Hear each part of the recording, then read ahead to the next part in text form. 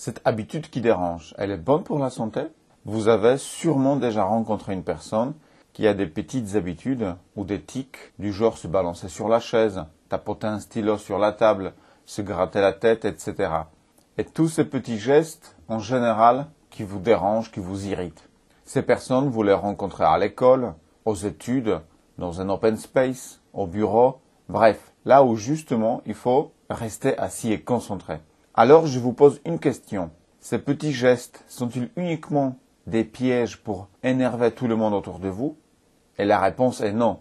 Des études ont montré que ces petites habitudes ont même des effets positifs sur la santé de celui qui les pratique. Dans cette petite vidéo, vous allez découvrir quels sont les effets ainsi que la manière de renforcer ces effets, puis comment faire pour contrôler ces petits gestes afin qu'ils soient moins énervants pour votre entourage. Dans le descriptif de la vidéo, je vous donne les sources de cette étude. Justement, lors de cette étude, les chercheurs ont découvert que le fait de jouer avec un stylo, jouer avec son bouton de chemise ou encore taper son pied sur le sol de manière répétée, tout ceci contribue à éliminer beaucoup de calories de son corps, environ 350 calories.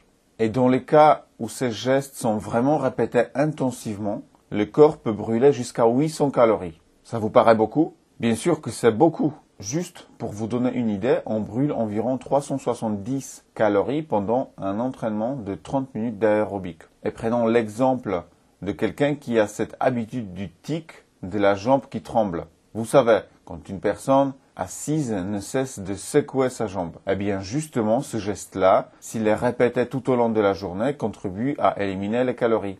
Pour une séance d'aérobic, il faut se rendre à la salle de sport, se changer, puis après la séance, il faut se doucher, se changer à nouveau. Alors que de réaliser ces petits gestes, c'est brûler des calories tout en travaillant, et c'est gratuit. Et si vous voulez aller plus loin, ou par exemple vous avez des enfants qui font ce geste-là, qui ont les jambes qui ne cessent de bouger, recherchez sur l'internet, il y a aussi des mini-vélos pour pédaler sous le bureau, ça peut les aider fortement. Mais cela aussi, ça peut être un signe qu'ils sont plus kinesthétiques et qu'ils ont besoin d'apprendre en bougeant et pas en restant assis. Et c'est pas le même apprentissage, il va être beaucoup plus efficace dans ce cas-là. Et bien maintenant, lorsque vous bougerez vos genoux et que quelqu'un vous fera la remarque « Arrête, ça m'agace », eh bien vous lui répondez « Non, grâce à cela, je brûle des calories et il y a même des recherches à ce sujet ». Et savez-vous comment faire pour ne plus agacer les autres lorsque vous réalisez ces petits gestes? Je vous confirme qu'il est difficile, même impossible, de complètement les rayer de votre quotidien. Mais il est possible de les modifier. Si vous avez cette habitude de tapoter votre main ou votre stylo sur la table, eh bien tapotez sur votre cuisse ou votre genou. Si votre habitude est de tapoter votre pied sur le sol, achetez des chaussures ou utilisez des chaussures avec des semelles en caoutchouc ou enlevez la chaussure afin que cela ne fasse pas de bruit. Bien sûr, il n'y a pas que des gestes sonores qui dérangent. Si votre habitude est de mettre votre tête en mouvement, se hocher la tête, eh bien maintenant bougez votre pied à la place. Cela restera plus discret.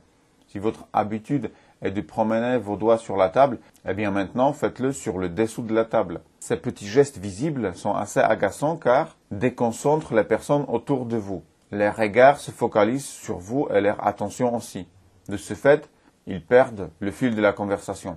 J'espère que cette courte vidéo vous a plu. Je vous invite aussi à vous abonner à notre chaîne YouTube pour recevoir une vidéo par semaine sur les techniques d'apprentissage efficaces et les soft skills. À bientôt.